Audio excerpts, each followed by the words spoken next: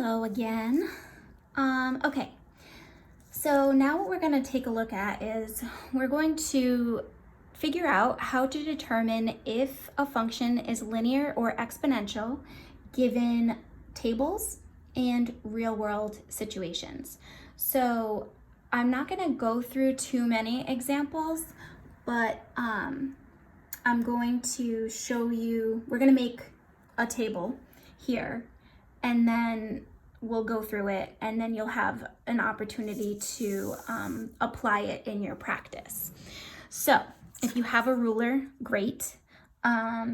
If not, that's okay.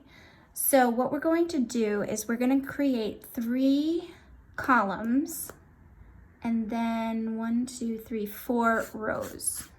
Okay, so 3 columns and then 3 rows. So the first column can be a little bit shorter than the others, like narrower. And then you can split the rest of that page evenly.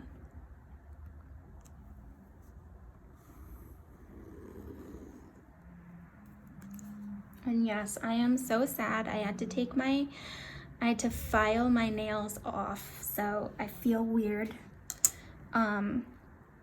So I'm sad, but that's okay. All right, so let's look at linear and exponential.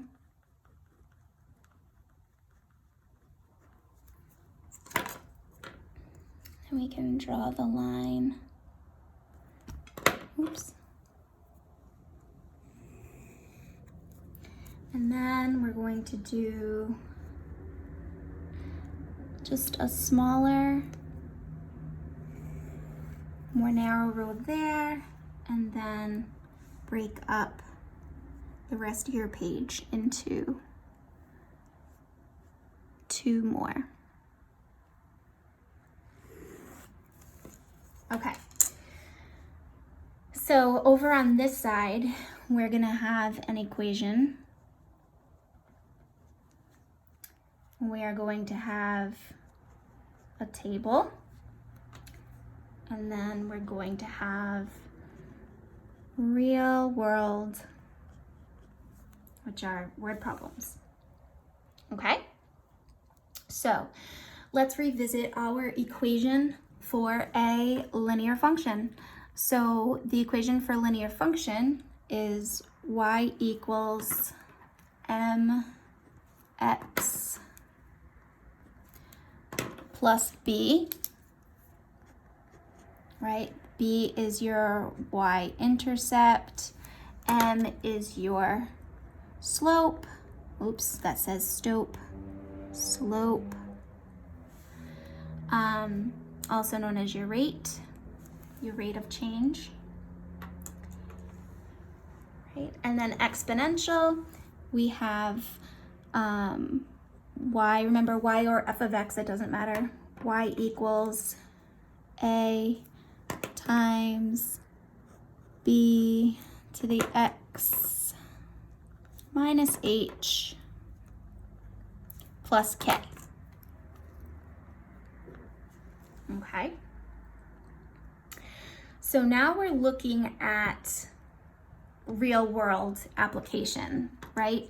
So for your y-intercept for linear, this is also like a flat fee or a one-time fee, initial value, starting point, whatever you want to say, okay? Because we're looking at not only the y-intercept, but we're also looking for real world application. So they're not going to say the y-intercept. They're going to call it like with a one-time fee of, or an initial charge. Okay, so that's your b value. And then your m is your slope or the rate, right? So it's your rate of change, or it's the rate at which you're being charged, or miles per gallon, things like that, okay? With real world, with exponential, we just did this, so I'm not gonna take a long time, but remember your A is your initial value in this case, and then your x is your time. So x minus h is your time. And we don't talk about shifting with exponential from a table or real world. Okay, so that's out of the way. So for a table, for a linear function, you're going to notice that, all right, let me give you an example. So let's say we have x and y like this. And we have -1, 0, 1, 2, 3. And then we have -1, 3, 7, 11, and 15. Okay? So the way that you'll be able to tell if this is linear, besides right now it's in the linear column, so obviously it's linear, right? But you want to look to see, how do I get in my y value, how do I get from one value to the next? Well, -1 plus 4 is 3, right? And then you have 3 plus 4 is 7. 7 plus 4 is 11. 11 plus 4 is 15. So now we just check our x to make sure that this is also going up at a constant rate, which it is. These are all +1s, so that's good. So what this tells you is that your rate of change, right, or your m value is 4. So see how we added here? So when you're looking at a table, if you can add or subtract between y values, that's called a common difference.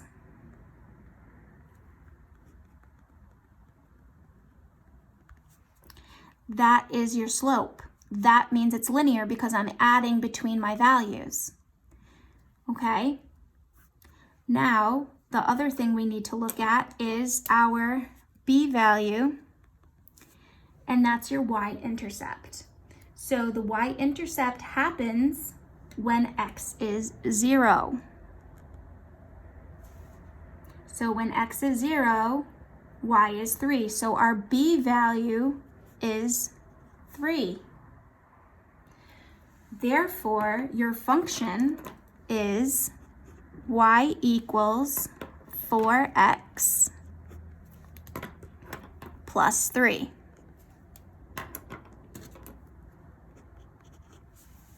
Okay? So you can determine if it's linear or not by if you can add or subtract the same number between your values in your y and your x. Okay? Well, in your y's. Let's look at an exponential table. So let's say we have, x and y, and again, we're going from -1 to 3, so -1, 0, 1, 2, 3, and then we have 3/4, 3, 12, 48, and 192. All right, so now you want to look at how are you getting from your y, and you want to look at your y values again. How do I get from 3/4 to 3? There's a lot you can do, right? But if you look further, how can I get from 3 to 12? Well, you could add, right? You can add 9, to get to 12, right? But then you're not adding 9 to get to 48, and you're not adding 9 to 48 to get 192. But I can multiply by 4, right? So 3/4 times 4 is 3. 3 times 4 is 12. 12 times 4 is 48. 48 times 4 is 192. So what you just found is your multiplier, right? Which we know as a base. Sorry, so I should have done that in blue so I don't confuse you. Okay, so that's your multiplier. That's your base. So if you have a common ratio,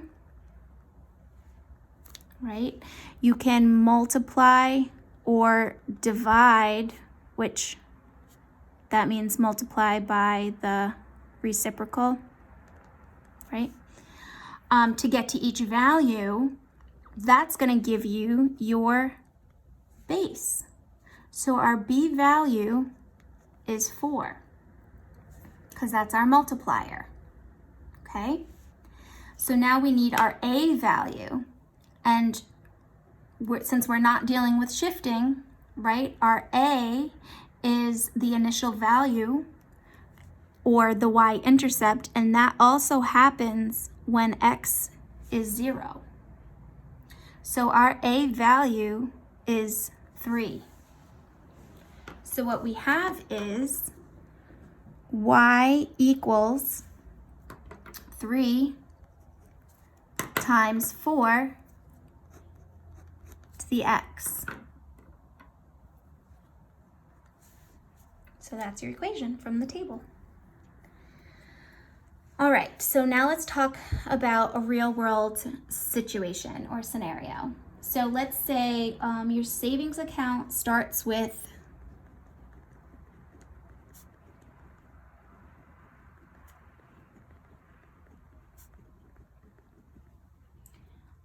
$300, and every Friday you deposit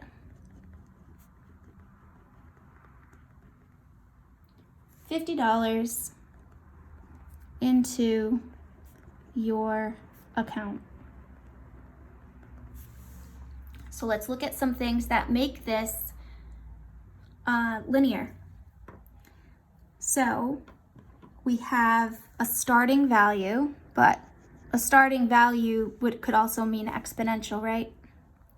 So it starts with $300. Every Friday, you deposit $50.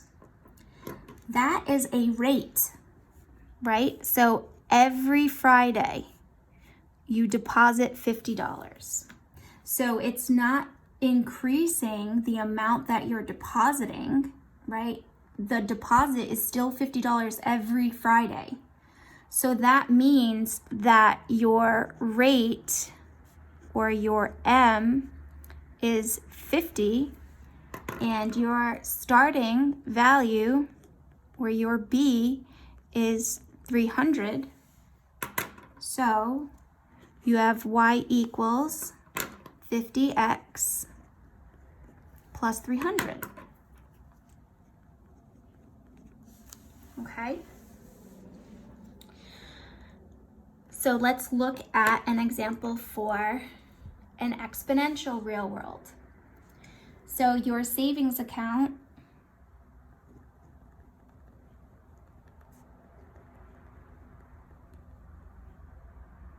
starts with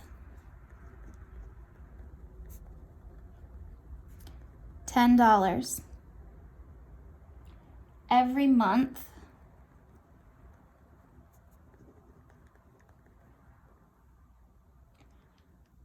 the amount in your account doubles.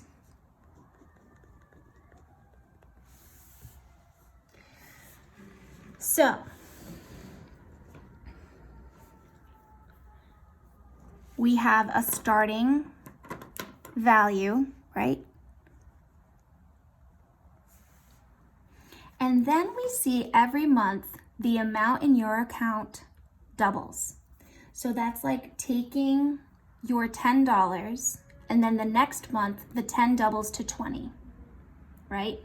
And then the next month after that, your 20 doubles to 40. And then 40 doubles to 80. And then 80 doubles to 160. So we're not adding the same amount each time. We are doubling or multiplying it by 2. Okay? So that is actually your B value.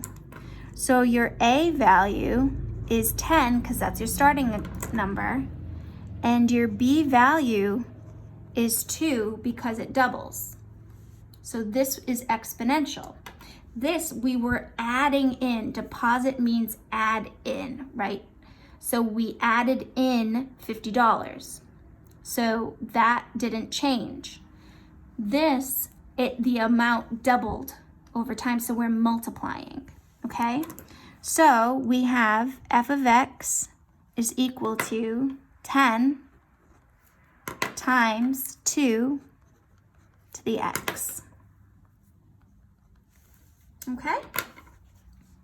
So that's how you can determine if a function is linear or exponential given tables and real-world application. So there are 2 worksheets for you to practice with, and the directions are there for you. One of them you have to pick either number 1 or 2, and then the other one you have to choose 3 out of 6. Again, the answer key has all of the problems because you guys could have all chosen different ones, or maybe you want to do extra, so that's fine. So once you're done with the practice, you've checked your answers, you're gonna go on and do your edge elastic, which will be counted as a grade. So I'm around all day if you have questions or need some help. All right, guys, see you soon. Bye.